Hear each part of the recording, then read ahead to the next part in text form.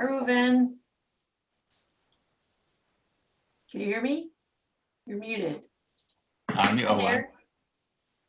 Oh, Hi, how can are you? you? Oh, thanks. I like the bike in the background. The bike and the books. No, it's like that for me. I didn't want to. I could have moved it, but that's where No, that's where it sits. I'm all about the biking. Oh, good. We should go biking sometime. I would love that. Yeah, that'd be great. I could retire too and we could go biking. My retirement. Exactly. Hopefully, it doesn't last too long. Right. Did you have, I'm going to let you share the screen. Okay. I mean, yeah. Do you want me to share the screen? I mean, we sent out the text in advance, but do you think I should still share the screen? Probably, or you can put it in the chat and people can open, but I just gave you permission to share the screen. Okay. Let me just see how it. Where is it? I just had it here somewhere. Let's see. Okay, let me just get it.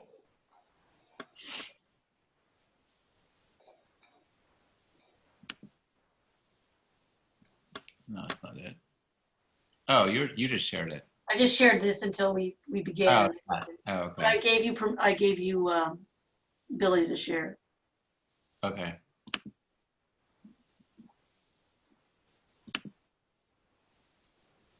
I just need to. I thought it was there. Hold on a second.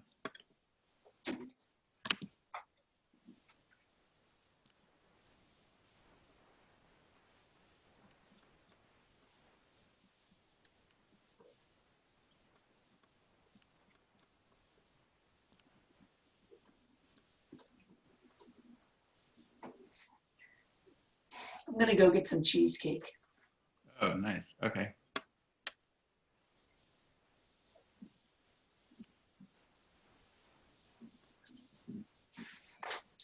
You can still see the screen, right? Yeah. Great.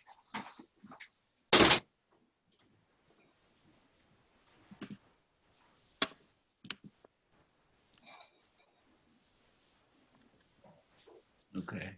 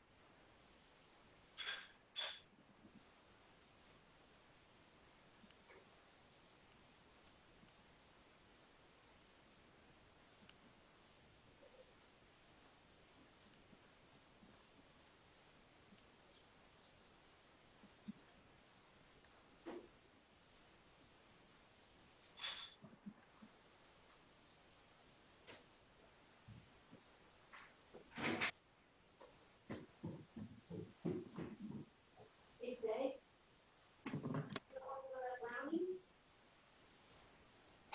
Bad.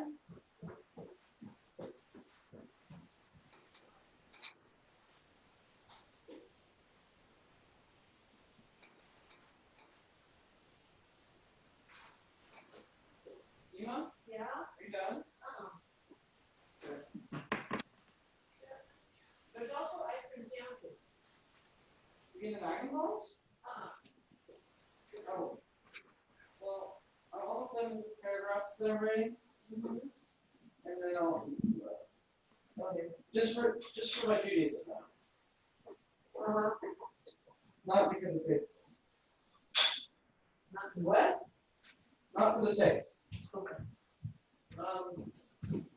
I pulled it together.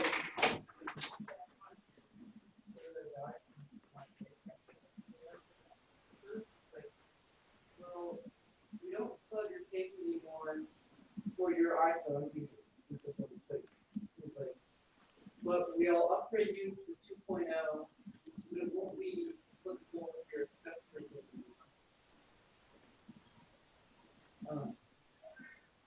And it is meant for iPhone 8,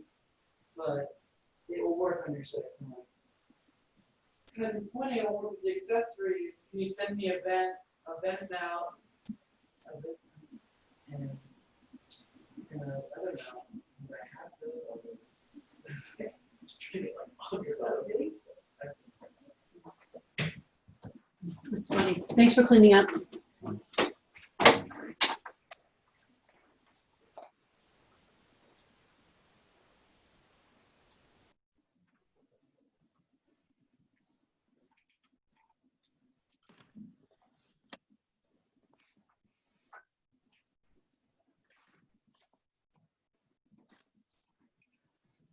Hi, everyone. We're going to start in a couple of minutes. It's 1 more minute till 8:50, and we'll start then.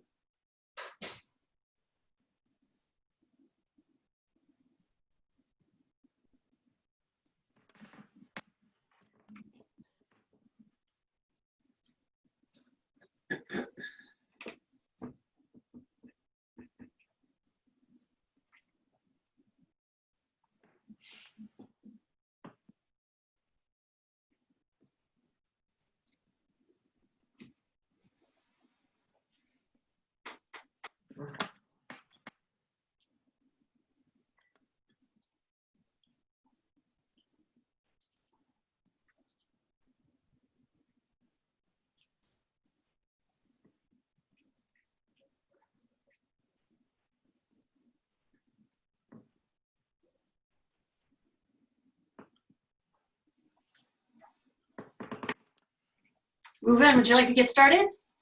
Sure. Great. So Chag Sameach, everybody. Ruti, can people participate if that's okay? Or Yeah, sure. Absolutely. They can, Oh, I think excellent. everyone can unmute themselves. Oh, perfect. Great. I was worried about that. That'd be amazing. Okay. So Chag Sameach, everybody. And I want us to make this a little interactive. So I'm glad this is a nice size number for interaction. I recently taught this material to 2 other groups and the interaction was great. So I'm excited about learning from all of you as you're learning with me. So a little introduction. Maybe I'll just share my screen so the text that we're gonna look at, I think some of you have it already, but I'll put it up here so we can start referring to it. So the text that got me thinking about all of this, about the Mezuzah and social justice, is in a book called the Mechilta, which is a 2nd century midrash on the book of Exodus. And the teaching that I studied this book every day. This is like some people study Talmud every day. I studied this every day. So, and the teaching that about the Mezuzah seemed to me to have implications beyond the original context. And it seemed to be saying to me that Jewish ritual objects can't be used to pervert justice or can't be used to pervert social justice. And I'm thinking, when we think about ritual objects, we often think about them as like, what do they do for us spiritually on a personal level? Or what do they do for us spiritually in the creation of our Jewish homes? And often that has a very inward, and that's great. We need that inward spiritual focus. But what I would like to do today is explore, how Jewish ritual objects can also have an outward facing, position and help us be better at, interacting with the world and being, or doing right in the world. So that's sort of what I would like to explore with all of you tonight. And the Jewish ritual object we're going to look at is the Mezuzah. And I would also say, that I started thinking more deeply about this, like all of us have been, pretty much locked in our homes. We've been sheltering in place. And I've been thinking about, the number of times that I crushed the threshold of my house, of the main door of my house and passed, through the main mezuzah on my apartment are fewer and far between these days. And I was just sort of wondering with this text could I take a fresh look at the mezuzah to think about how I might be better prepared to reconnect with the world and to re-enter the world that is a little bit crazy at the moment. So let's begin. We're going to look at, we're not going to do every text on this sheet. Some of those are here for reference for you later or for me now. But we're going to start in the middle of the first page. with the midrash that I was alluding to, and it's on a verse from Exodus 21:6. And I just want to remind everyone what a midrash is, because sometimes there's confusion. So a midrash is not a commentary. So a commentary basically explains the text, but a midrash derives new meaning or new application from a text. And it's really important to understand that the midrash is trying to get something new out of the text, because the text has infinite meaning, and the midrash helps the biblical text apply itself to new situations, to new time periods, and it's application. It's not explanation. And just also, if you haven't studied midrash before, one of the core sort of principles that the midrash uses to derive new meaning from the biblical text is that it in the way it treats redundancies in the Torah. So when there's a repetition in the Torah, the midrash would argue that a repetition is not without purpose. Like, God doesn't just casually repeat things. So if there's a repetition in the Torah, it has to have some inner meaning that we can explore and try to derive something new from. So that's what's going to happen in the main text we're going to look at it right at the beginning. So we're on the first page on the right-hand side, and I want to go to the biblical text that's going to be explained by the midrash. So the biblical text is Exodus 21:6, and it's about a servant who doesn't want to be released from servitude. It's a really peculiar case. So first of all, we have to remember that the servant in this case is someone who sold himself into slavery or servitude because he had to repay a debt to the person he's selling himself into slavery or servitude to. Okay, and the Torah limits that servitude to 7 years, no matter what. Can never be longer than 7 years, except, as we'll see in a second. And also just remember that the Torah and later rabbinic law protects these servants. They can't be abused, and there are a lot of different protections. They have sort of workplace protections. I mean, they don't have to work on Shabbat, and there are other workplace protections. So it's important to remember that. So anyway, so this servant at the end of the 7 years, let's say, feels so much a part of the household of this person that he's been working for 7 years that he doesn't want to leave. And so the biblical verse says, and we'll just read the biblical verse says, but if the slave declares, so we're on the right-hand side of the first page, but if the slave declares, I love my master and my wife and my children, I do not wish to go free. Well, forget the wife and the children for now, that would be another session. But I love my master, I don't wish to go free. His master shall take him before God, he shall be brought to the door or the doorpost, and his master shall pierce his ear with an awl, and he shall then remain his slave for life. Very strange law. But, the sort of what's going on here is this guy had it pretty good working for this guy for 7 years and now wants to stay. And the Torah lets him do it through this ritual, okay? So now, and the word doorpost here in the Hebrew is mezuzah, right? That's the Hebrew word for doorpost. And in a later time period, we also call the words of the Shema that we put in a case on the doorpost, that we also call that a mezuzah or a mezuzah.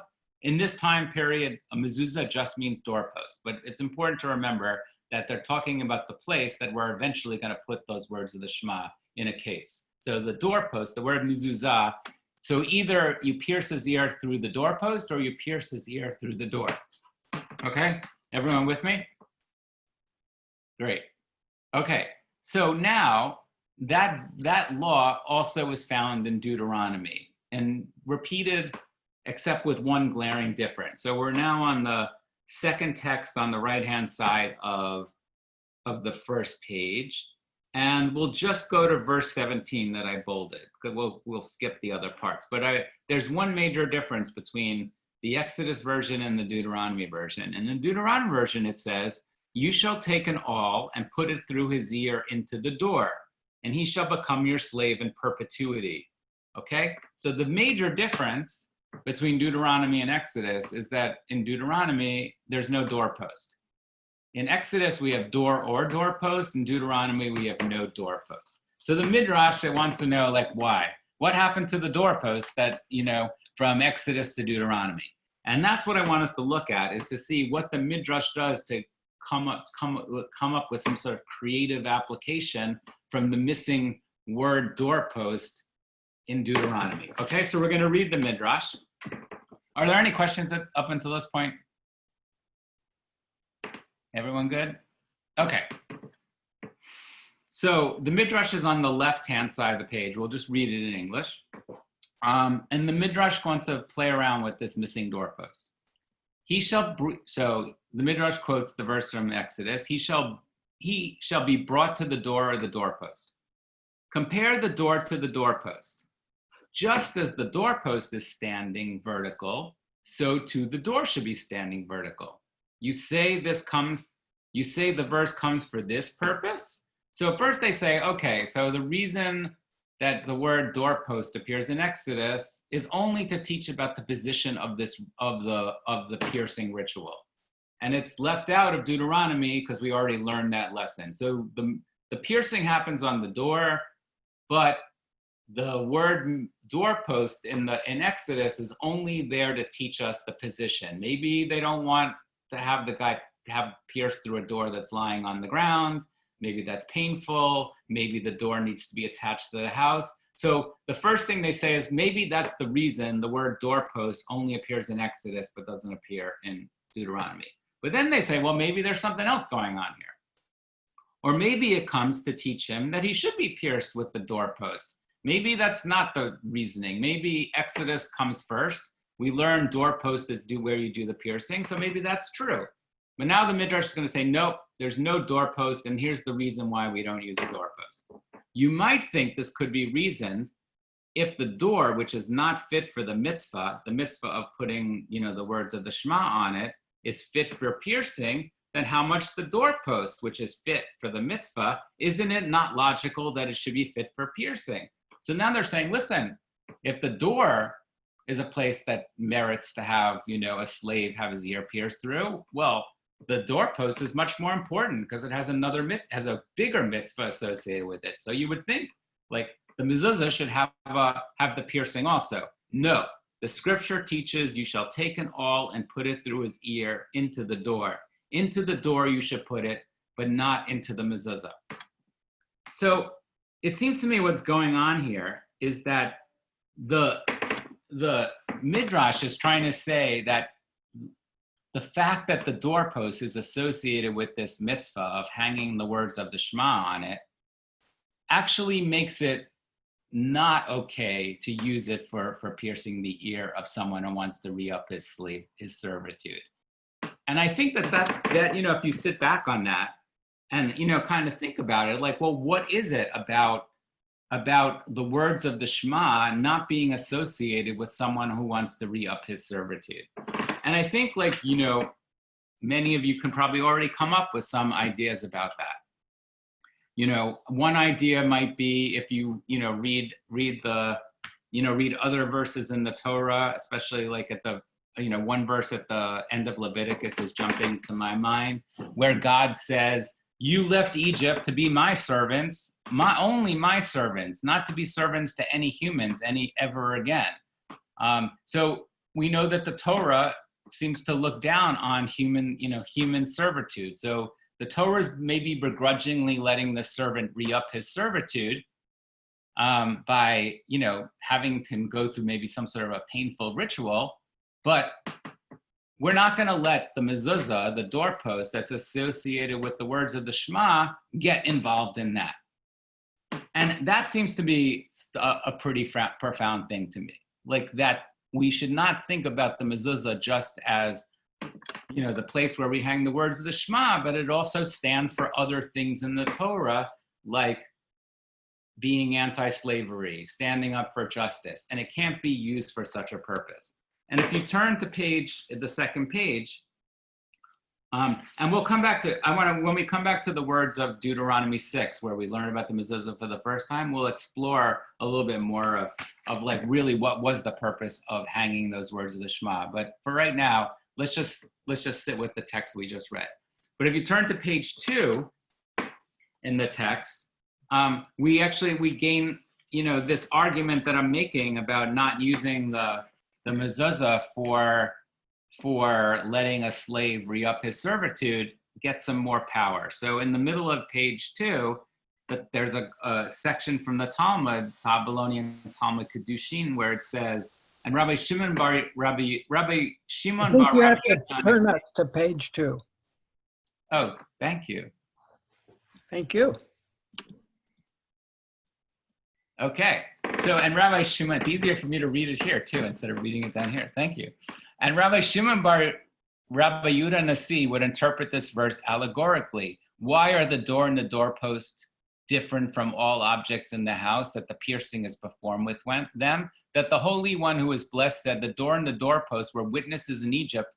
When I passed over the lintel and over the doorpost, I said, for it is to me the children of Israel are slaves, and they should not be slaves to slaves. And I took them out from slavery to freedom, and yet this person went and acquired for themselves. Therefore, let them be pierced in their presence. So one of the things we might, this is sort of arguing against what I just said, but one of the things here that it does do is it does attach the mezuzah, that doorpost, to witnessing the slavery from Egypt. And maybe that's part of what's going on, in our first text, is that we're not letting the mezuzah participate in the mitzvah of letting a slave re-up his servitude, because the mezuzah is associated with the exodus from Egypt, and the exodus of Egypt, sets in motion that we don't encourage slavery. So I think that that's another thing where we don't really think about the mezuzah in that sense, and I think the mezuzah, thinking about it in that sense, can be a pretty powerful idea. Any questions up until this point? Or observations?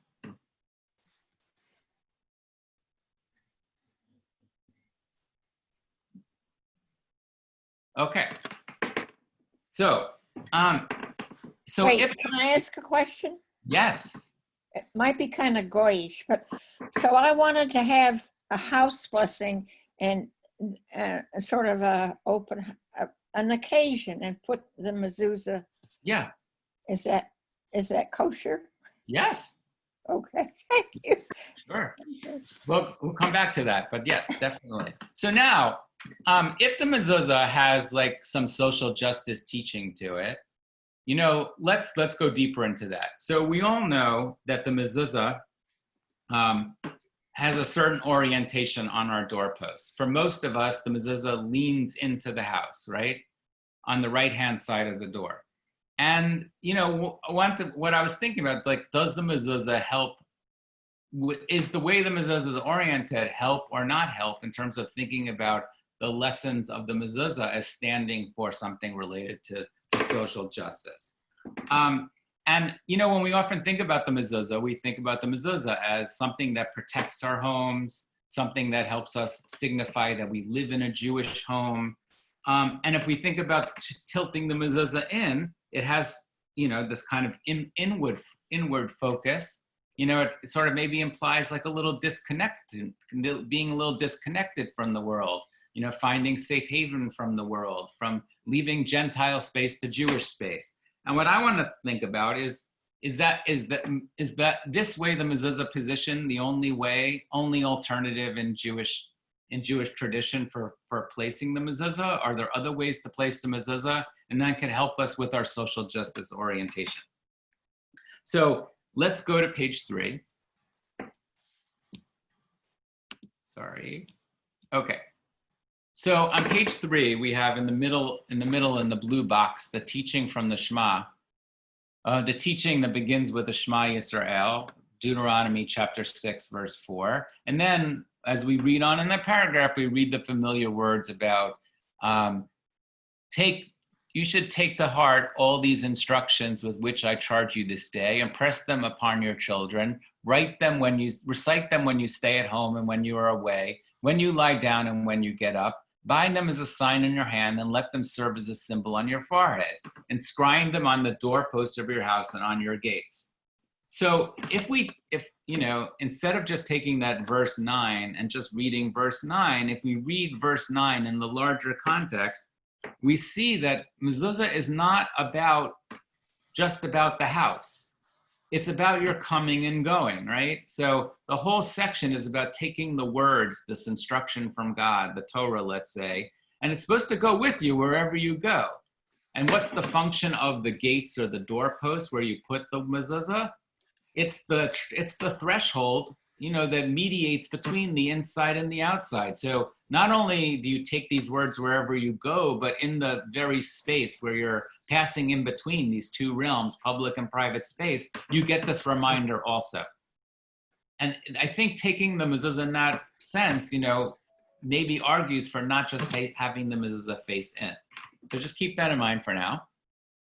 And let's look at a couple of other early texts from Jewish tradition to kind of bolster this idea that the mezuzah is really about, preparing us for going in and going out.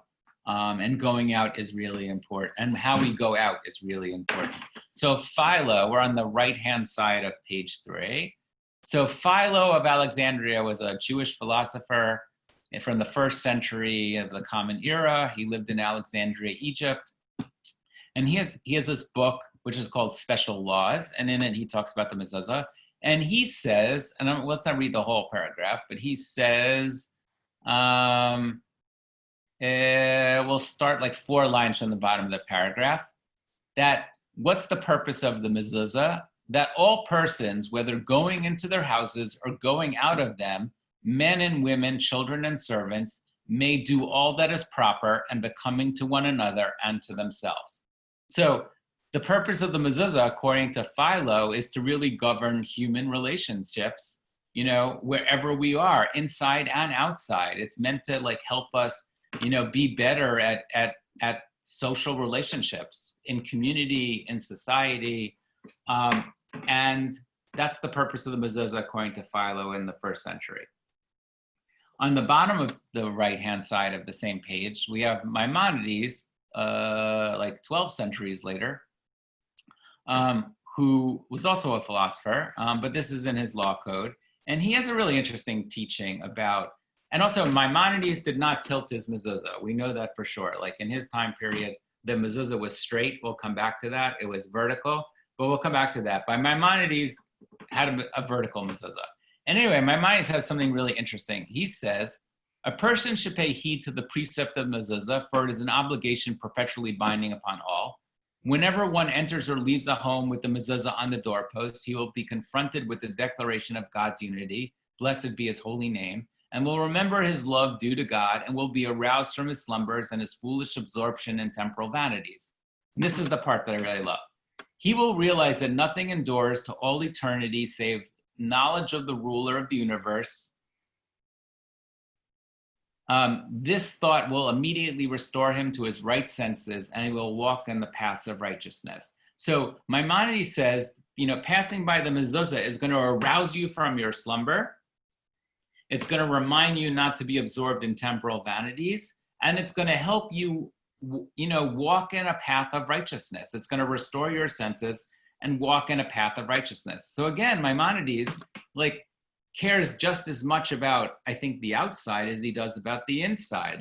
Walking in a path of righteousness is harder to do on the outside world than it is on the inside of your home.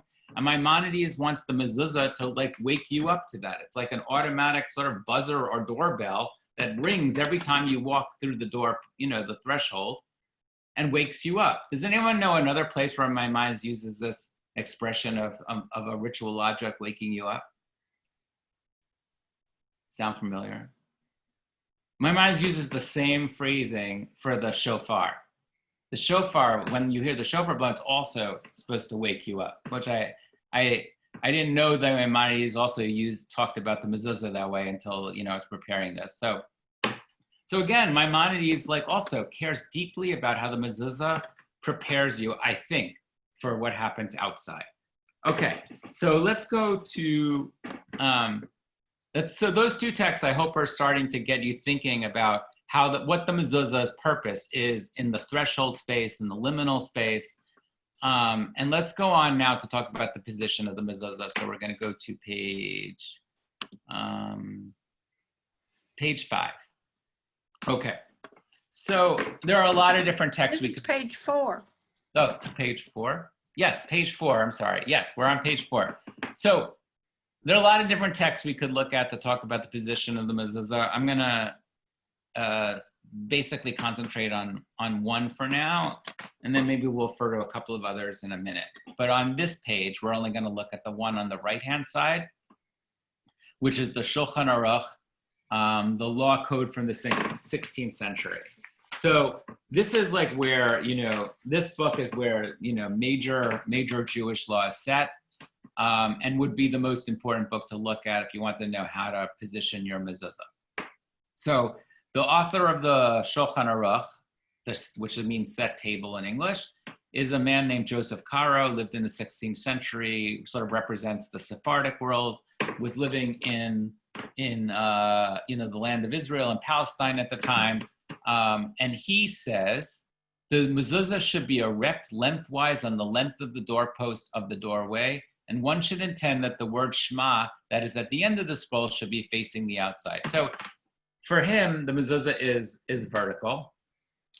If we had time, I would talk about like where the words are in relationship to inside and outside. That would be for another time, but that's really interesting. But for now, we're just concentrating, he says it should be vertical, okay? And then where it says Ramah, R-E-M-A, so after Yosef Karo wrote his sort of Sephardic law code, there was this Ashkenazi guy living in Krakow named Moser Israelis who said, wait a minute, up here in Europe, we have some other traditions. I'm going to add some glosses to your book. So Moshe Israelis, who was known by his initials, the Ramah, he says, and that is how they practice, but there are those who say that the mezuzah is invalid erect. Rather, its length needs to be inclined towards the width of the doorpost of the doorway, that is to say, horizontally. So he knows of another tradition that it actually should be horizontal. And those who are scrupulous fulfill both opinions and place the mezuzah at an incline at a diagonal.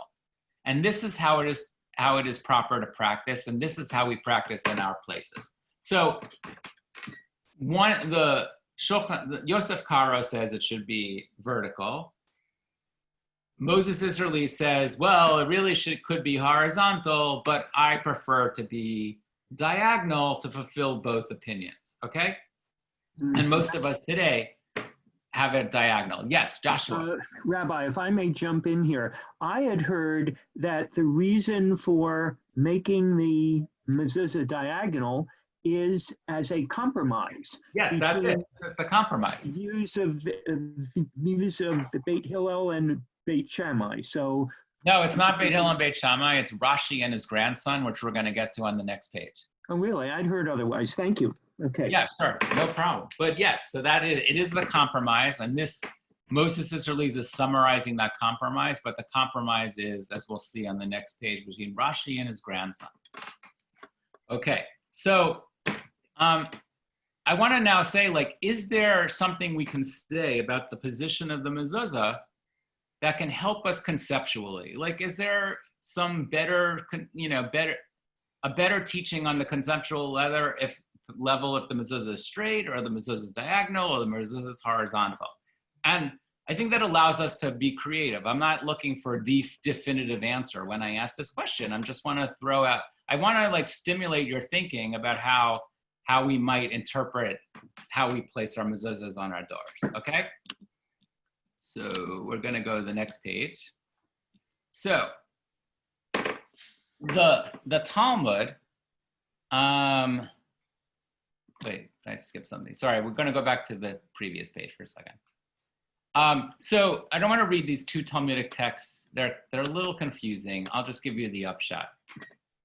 So in Tractate Menachot, the Talmud discusses the mezuzah, and the Talmud says two things about where you put the mezuzah. That it should follow the indication of the hinge of the door, and then another passage that says it should follow the indication of the bolt of the door. And we know those both were on the same side. And there's a great Talmudic scholar, historian named Daniel Sperber at Bar-Ilan University who like writes books about like how we know like exactly what what a door looked like in rabbinic times. And he shows through archaeology and other evidence that the lock or the bolt and the hinge were on the same side, and has like, gives us great examples. There's an example from one of the books, one of the pictures. There's a picture there from one of the evidence that he uses. Anyway, the hinge and so according to the Talmud, it should follow the hinge or the bolt, okay? Rashi, now we'll go to Rashi. So Rashi says, on the next page, that if it's like a bolt, it's inserted into a door frame like this. And when Rashi, the thing we're looking at is the vertical little drawing in Rashi's commentary. So Rashi says it's vertical, and I'm going to give you a picture. I think this is like one of the few places that Rashi gives us a picture. And doesn't explain why vertical is better than horizontal or vertical is better than something else. It's just that's the way he understands it from his understanding of the Talmud. His grandson, now we're in the middle of this page, his grandson, whose name was Tom, he's called Rabbeinu Tom, our Rabbi Tom. He had another name, but this was his nickname. Says, and I don't want to read this whole passage just because it'll take a little time, but basically he says, no, grandpa, it's supposed to be horizontal, and I'm going to prove it from other chapters from other places in the Talmud, and I'm also going to give you a conceptual argument that's going to further why it should be horizontal. And what Rabbeinu Tom says, oh, and by the way, Daniel Sperber says there were never horizontal mezuzahs, that Rabbeinu Tom misunderstood the other passage in the Talmud he was reading. But I want to give Rabbeinu Tom the benefit of the doubt because he says something about how to understand the mezuzah conceptually. So at the end of this passage, Rabbeinu Tom says, and how do we know the mezuzah should be horizontal? Because the mezuzah is like a Torah scroll. It's like a Torah scroll in the Aron Kodesh. And in our holy arks, Rabbeinu Tom says, when you put a Torah scroll back in the ark, you put it horizontal. And that shows respect to it. But when you take it out, it's standing up, and everyone in the shul has to stand up. So you want your mezuzah to be horizontal because you don't want people to like have to necessarily like treat it the way you would treat a standing Torah scroll, because you're going to casually walk in and out of your door. So he says the mezuzah should be horizontal, but like a Torah scroll in the ark. But I think this idea that the mezuzah is like a Torah scroll, I think suggests something, beyond whether it should be horizontal or vertical. I just think this idea that the mezuzah is like an encapsulation of the whole Torah. I think it's a kind of profound idea that every time you walk into your house, there's a little Torah in an ark, that you're passing by, and think about when you're in shul and how you behave, in front of the ark. And in front of the Torah, that is sort of the respect you're supposed to give the mezuzah as you walk in and out of your house. So even though he was wrong, Rabbeinu Tam was wrong from an archaeological point of view, I think he had something conceptually going for him. But I think then maybe we can go back to Rashi and say, well, why should a mezuzah be like a bolt or like where the lock is or where the hinge is? And I think, there's something that we can now throw our own conceptual reasoning into that. What makes a door is the hinge, right? And I think there's something about putting the mezuzah in the place that makes the door the door. The thing that allows the door to go inside and outside, to mediate between inside and outside, that's the place where you put the mezuzah. So, if we want to put out one conceptual argument for why Rashi, what Rashi is saying has some strength to it, maybe it's that. Okay, any comments or questions here? Because I have a little bit more to do. And I just wanted to, and we're making good time, but I feel like if there's any comments or questions, I'd love to hear them. Comment, do you suppose holy water came, holy water at the door evolved from this? No, I don't know. The Jews don't throw holy water. No, but Catholics do. Maybe other religions do. Maybe other religions too. I don't know. I did learn something recently about, the liminal spaces in churches, that there's some interesting parallels to that, but I don't think about holy water and doors. Sorry. Oh, just curious. Okay. No. Yes, I do have a question, and Yes. I want to apologize for the lighting on the video, which for some It's reason okay. is not working very well. But anyway, so my question is like this. So my apartment, you have the elevator opening right into the apartment without a door. So the question is, does one put a mezuzah on the outside of the elevator when there's no door with a hinge? Number one. Number two. Yeah. Number two, most of my doors are sliding glass doors. They have no hinges. It's a very untraditional door. Yeah, for sure. So that's a great question. No, I mean, the mezuzah, the mezuzah is there to do something for, like I said, for your coming and for your going, and you're still coming and going. Mhm. You just don't have a conventional door. So yes, you should have a mezuzah because it is the place that mediates between your coming and going, between your inside and your outside, and it should have a mezuzah. Oh, well, in that case, then one has to kind of improvise in terms of where Yes. to place it because there's no traditional spot Yeah. to place it on. Because Yeah. No, and like today, it's there. Other texts will tell you that the mezuzah has to be in the top third of the door. How many of you have anyone been in synagogues lately that have seen where they put them on the bottom third of the door? Has anyone seen that? I have not seen that. So there are synagogues and Jewish spaces that are doing it for two reasons. One is for children, so that the children can notice the mezuzah if they're going into classrooms. And the other is for accessibility for people who may be bound to wheelchairs and who, for them, there is a custom to kiss the mezuzah when you go in and out of a house. And if you're in a wheelchair, it's at, sort of seat level. So there are, that people nowadays are saying, like there are different ways of putting the mezuzah, and it's the symbolism behind it, not necessarily like certain, following certain strictures of someone's teaching. Okay, so what I want to, so let me do this. So what I want to just sort of suggest is, could we be in the times that we're living in now, where we're confined to our houses, where we're stuck inside, do we really need our mezuzahs facing inside? Maybe we need a mezuzah to help encourage us to go outside. And I would just say, like, after I taught this material recently, I was encouraged by those students that I studied with that I went and took the mezuzah on the front of my apartment, and I meant to put it straight. Erect, like vertical, the way Rashi says and the way Yosef Karo says. Like I wanted it to be sort of egalitarian between inside and outside. But because I'm really bad with double stick tape, it ended up tilting slightly towards the outside. So I left it. And I also resaid the blessing. Like I resaid the blessing when I repositioned the mezuzah, even though you're not required to. I resaid the blessing because I wanted to acknowledge that I'm thinking differently about how I'm going to have to re-enter public space with a better sense of justice, because there's so much injustice, brought about by COVID-19, or COVID-19 is revealing so much of the injustice that's already been in the world and bringing it more to light.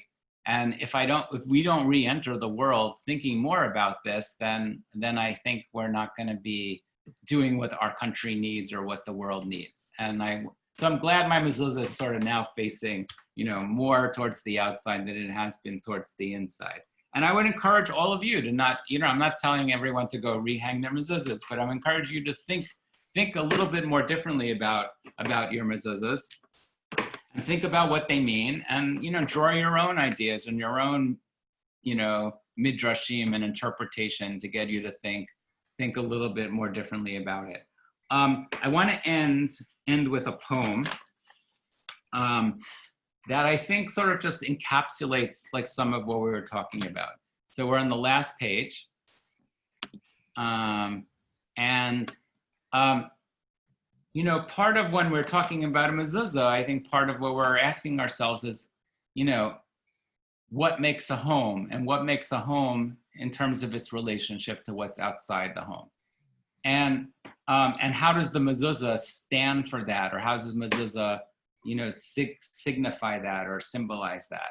and there's a really wonderful contemporary Israeli poet. Her name is Adi Kesar. She's since become a friend after I became like her, a big fan of hers.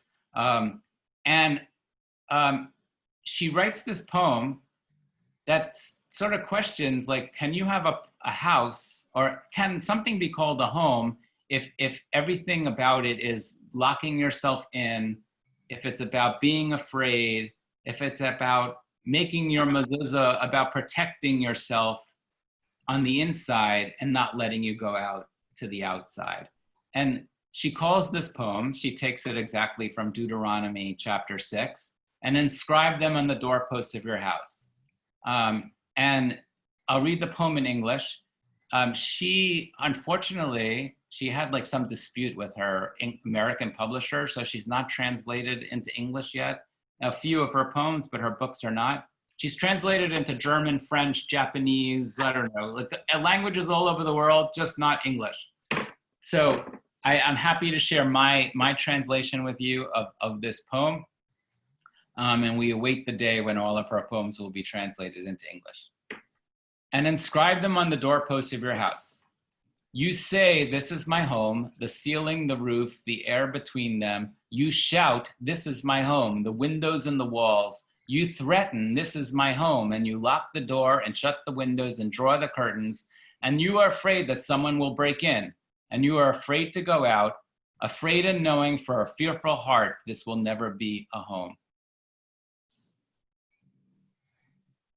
Any reactions to that? Powerful. Very powerful, right? And she was leading a cultural movement in Israel to get, like, non-traditional voices into Israeli society. People from, Middle Eastern backgrounds, Mizrahi backgrounds, Arabs in Israel, and she herself comes from a background. Her family immigrated to Israel from Yemen in 2 different generations. So a lot of her poetry is about breaking down barriers. But I think this poem is really powerful. I think the title just says it all. Any other comments? It's beautiful.